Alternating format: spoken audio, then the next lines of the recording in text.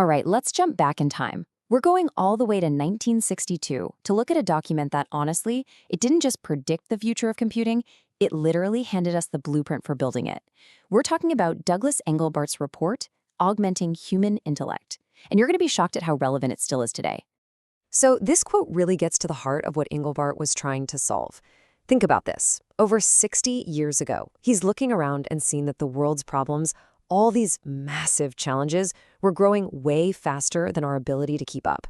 I mean, does that sound familiar at all? He saw this huge widening gap between how complex our problems were becoming and just our raw, unaided ability to even think through them. So if our problems are getting exponentially harder, what's the solution, right? I mean, what do you do? Well, Engelbart didn't just sit back and hope for the best. Nope. He came up with a pretty radical and really systematic approach that would completely change the course of technology forever. And that solution, that big idea, was a concept he called augmenting human intellect. It sounds kind of simple, right? But trust me, the idea behind this phrase is incredibly powerful. So let's really dig in and see what he meant by that. Okay, the key word here, the one you really need to latch onto, is capability. See, Engelbart wasn't talking about, making people biologically smarter or boosting our IQ scores. Not at all. He was focused on increasing our effectiveness.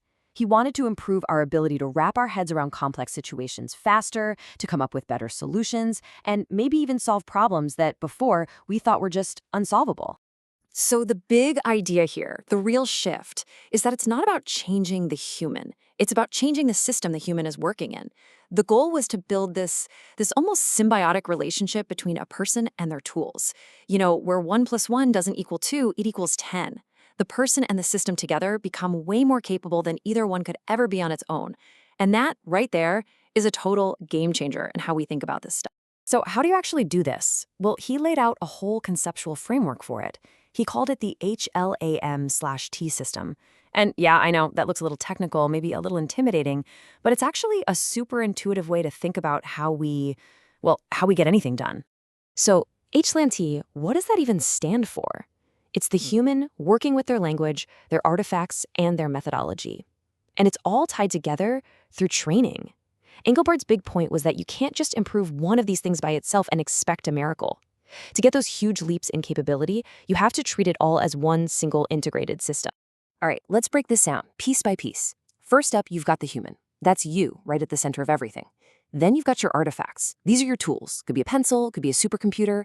Then there's language, and this is so important. He didn't just mean spoken language. He meant the symbols and concepts we use to think, like math or a coding language. After that comes methodology. This is simply how you do things, your strategies. Think of the scientific method or something modern like agile development. And the glue that holds it all together? Training. That's what makes you good at using everything else. Now here's the real genius of it.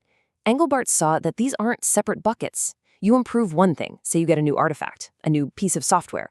That can totally revolutionize your methodology, which in turn creates this incredible cascade effect across the entire system.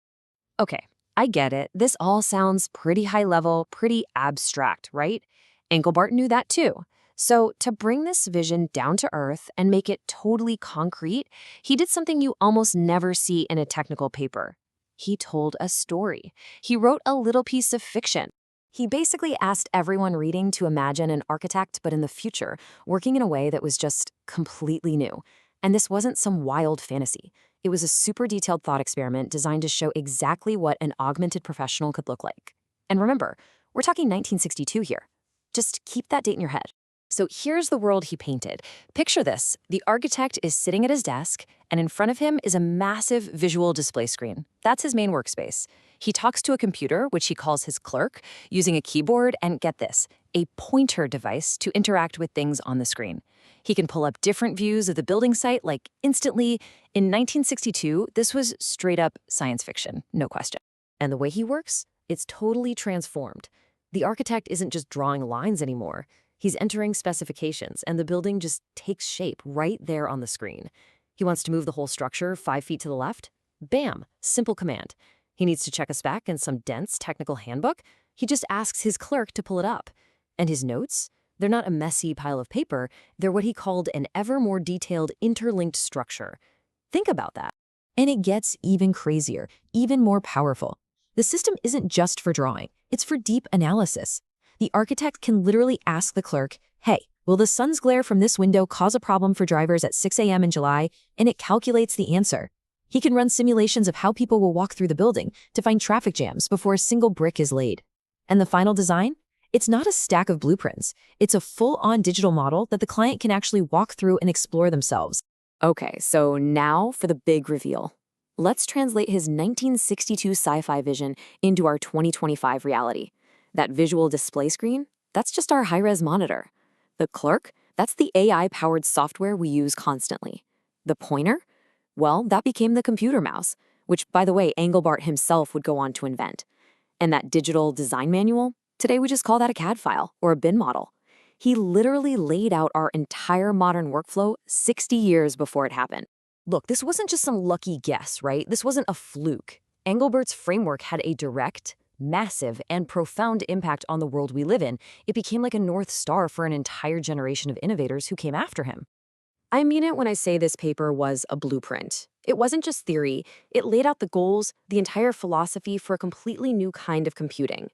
It basically told all the researchers, look, stop what you're doing. This is what you need to be building. Systems that actually augment our minds. Systems that let us play with information visually and dynamically. And you can literally draw a straight line from his ideas to your screen right now. It goes like this. 1962, he publishes the report. That's the theory. Then, 1968, he and his team get on stage and give a live demo of a working system with a mouse, with hypertext, with video calls. It's so famous now, it's called the mother of all demos. And the people in that audience, the researchers who saw it, a bunch of them went on to work at a place called Xerox PARC. And they were the ones who developed the graphical user interface, the little icons, the desktop, basically everything that made the personal computer possible. And that brings us all the way back to today. Because Engelbart's vision, it was always about the human being in the driver's seat, at the center of this amazing system of tools and methods. The whole point was to augment us. But now, as our tools, our clerks, get smarter and smarter with modern AI, we have to ask a really tough question. Is the system still augmenting the human? Or is the human just becoming another component in a system that's being run by the tool? That's the question Engelbart was basically asking back in 1962. And it's a question that's more urgent now than ever.